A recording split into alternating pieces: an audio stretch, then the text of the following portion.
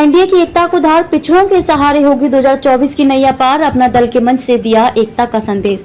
अपना दल एस के संस्थापक डॉक्टर सोनीलाल पटेल के जयंती समारोह के मंच से भाजपा के नेतृत्व वाले राष्ट्रीय जनतांत्रिक गठबंधन एनडीए के नेताओं ने लोकसभा चुनाव के लिए अपनी एकता को धार दी।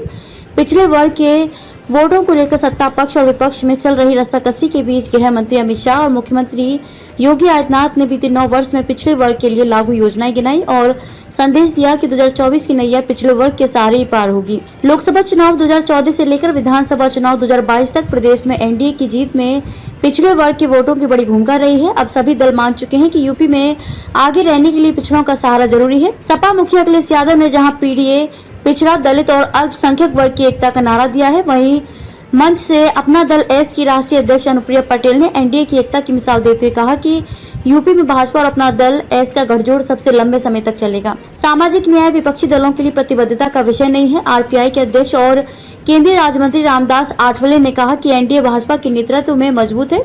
विरोधी दल के अखिलेश बोल रहे हैं कि यह लड़ाई पिछड़े, दलित और अल्पसंख्यक वर्ग की है।